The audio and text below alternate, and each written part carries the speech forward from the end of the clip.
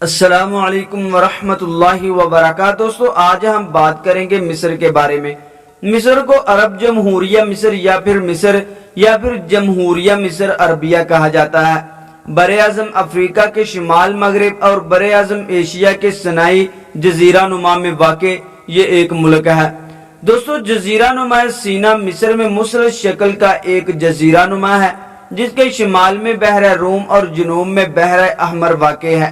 یہ تقریباً 67,000 مربع کلومیٹر پر پھیلا ہوا ہے۔ جزیرہ نما کی زمینی سرحدیں مغرب میں نہر سویز اور شمال مشرق میں اسرائیل سے ملتی ہیں۔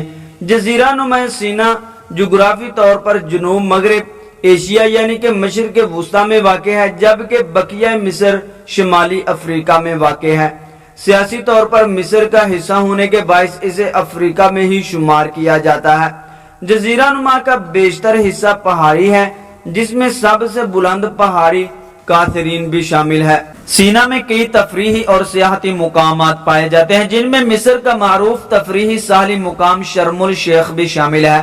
عموماً جزیرہ نما سینا ریگستان ہے اور خشک پہاڑوں پر مشتمل ہے۔ اس کے شمال میں سمندر ہے اور یہاں کا ایک شہر العریش سمندر کے قریب واقع ہے۔ اسرائیل کی سرحد سینا کے مشرق میں واقع ہے۔ اس کے علاوہ سیاحوں کی بڑی تعداد ماؤنٹ کتھرائن پر قائم جبل قاصرین خانقاہ دیکھنے کے لیے آیا کرتی ہیں۔ دوستو مصر کا رقبہ 1,01,450 مربع کلومیٹر ہے۔ مصر کی سرحد کو دیکھا جائے تو شمال مشرق میں غزوہ پٹی اور اسرائیل، مشرق میں خلیج عقبہ اور بحر احمر، جنوب میں سوڈان، مغرب میں لیبیا اور شمال میں بحر روم ہے۔ خلیج عقبہ کے اس طرف اردن، بحر احمر کے اس طرف سعودی عرب اور بحر روم کے دوسری جانب یونان، ترکی اور قبرص پائے جاتے ہیں۔ حالانکہ ان میں سے کسی کے ساتھ بھی مصر کی زمینی سرحدیں نہیں ملتی ہیں۔ کسی بھی ملک کے مقابلے میں مصر کی تاریخ سب سے پرانی اور طویل ہے اور اس کی تاریخ ابتدائی 4 سے 6 ملین قبل مسیح مانی جاتی ہے۔ مصر کو گہوارہ ثقافت بھی مانا جاتا ہے۔ قدیم مصر میں زراعت، شاہکاری، تنظیم اور مرکزی حکومت کے آثار ہمیں ملتے ہیں۔ مصر میں دنیا کی قدیم ترین یادگار عمارتیں موجود ہیں جو مصر کی قدیم وراثت بھی ہیں، تہذیب، فن اور ثقافت کی گواہی دیتی ہیں۔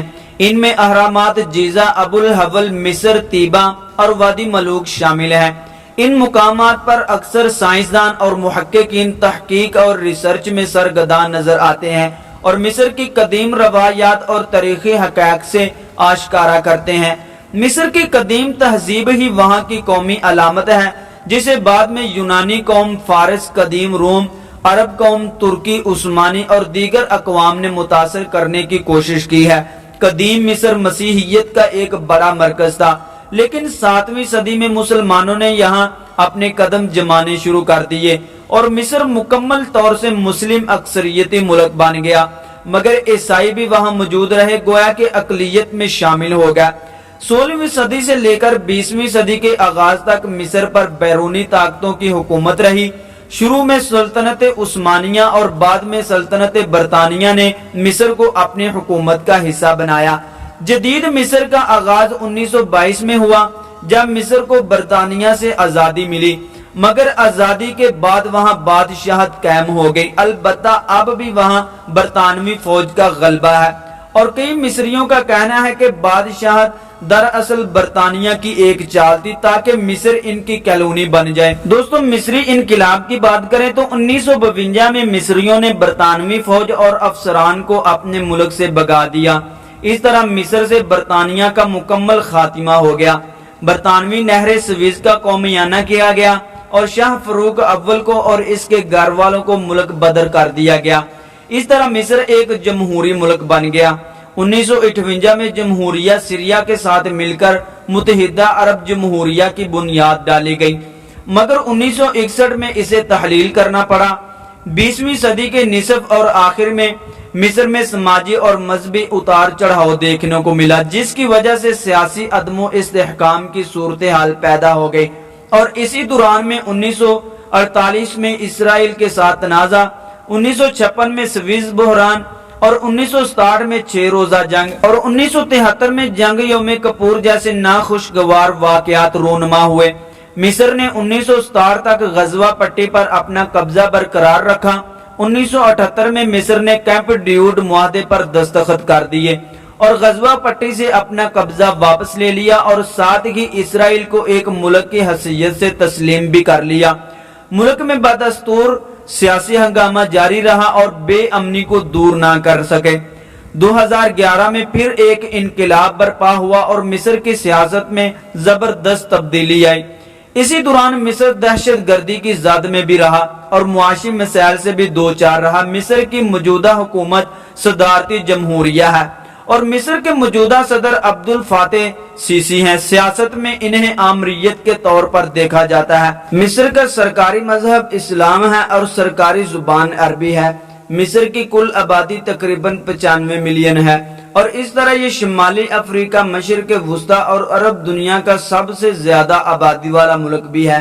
नाइजीरिया और इथियोपिया के बाद बरे-आज़म अफ्रीका का तीसरा बड़ा आबादी वाला मुल्क है और दुनिया भर में बिलहाज आबादी का इसका 15वां नंबर है।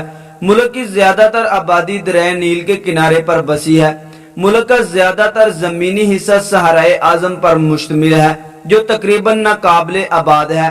कसीर आबादी वाले इलाकों में कहरा, सिकंदरिया और दरियाए नील के जजीरे पाए जाते हैं। मिस्र की खुद मुख्तार रियासत शुमाली अफ्रीका, मशरिक वुस्ता और आलम इस्लाम में एक मजबूत हुकूमत मानी जाती है। दुनिया भर में मिस्र एक औसत दर्जा की ताकतवर हुकूमत भी है। मिस्र की मईशत मशरिक वुस्ता की बड़ी मईशतों में शुमार की जाती है और 21वीं सदी के इसके दुनिया की बड़ी मईशतों में शुमार होने का अमकान भी जाहिर किया जा रहा है। 2016 में जनूबी अफ्रीका को पीछे छोड़ते हुए मिस्र नाइजीरिया के बाद अफ्रीका की सबसे बड़ी मईशत बन गया।